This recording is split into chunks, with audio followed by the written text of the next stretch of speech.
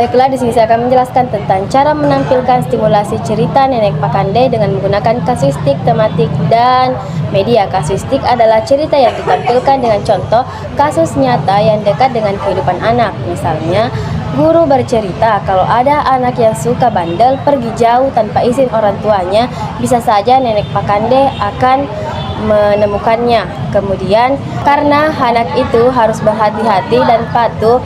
Kemudian metode tematik, cerita bisa dihubungkan dengan tema pembelajaran, misalnya tema lingkungan atau keluarga. Guru bisa mengajak siswa mendiskusikan mengapa orang tua khawatir bila anaknya jauh dari rumah dan apa akibatnya bila tidak mendengarkan nasihat orang tua.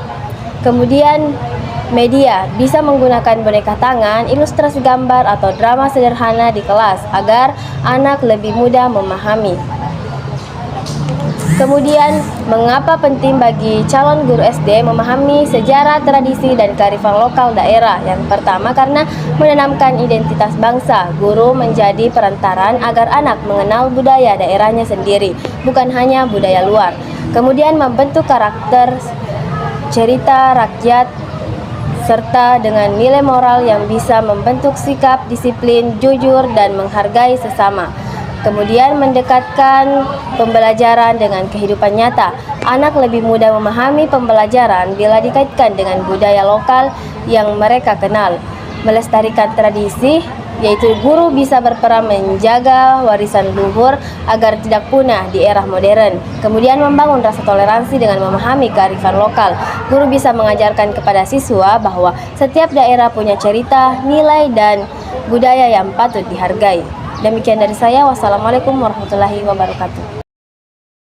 Oke, mari kita bahas satu persatu tentang cerita Nenek Pakande dari Sulawesi Selatan. Yang pertama, sejarah atau asal-usul cerita rakyat Nenek Pakande. Cerita Nenek Pakande berasal dari Makassar, Sulawesi Selatan. Kisah ini menceritakan tentang seorang nenek yang memiliki sifat rakus dan kanibal, suka memakan daging manusia, khususnya anak-anak. Dahulu cerita ini digunakan oleh orang tua untuk menakuti anak-anak agar patuh, tidak bermain jauh dari rumah, serta menjaga diri. Fungsinya mirip dengan dongeng hantu di daerah lain, yaitu sebagai kontrol sosial dan pendidikan moral bagi anak-anak. Yang kedua, nilai-nilai yang terkandung dalam cerita Nenek Pakande. Yang pertama, ada nilai moral. Anak-anak diajarkan untuk mendengarkan nasihat dari orang tua dan tidak pergi sembarangan. Yang kedua yaitu nilai sosial, mengingatkan masyarakat agar menjaga kebersamaan, saling mengawasi anak-anak, dan tidak egois. Yang ketiga, nilai pendidikan. Cerita ini menjadi media pembelajaran tidak langsung agar anak-anak belajar tentang akibat perbuatan buruk seperti rakus dan bersifat jahat. Yang keempat, nilai budaya, menunjukkan cara masyarakat Makassar zaman dahulu mendidik anak-anak melalui cerita rakyat tulisan. Lebak maki antung angan rana. Iya, lebak mane. Jai kan supaya tipak kolompo. Nek kata nek anak tahu tena orang tua na manggego lebak mi bunting nampa ama auku tena nangai ka jari napelaka nampa batu ma andrini ribalaka. Gaji mi antu an meruni makopaeng an mantang na nampa jagai anne balaka punna alampa-lampa ya. Ante kama antu pakasya nu kama anne na.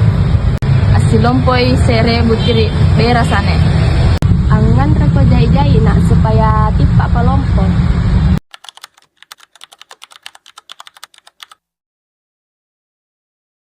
Cungku kami ngasen ko. Ilala mak mai ribala kane.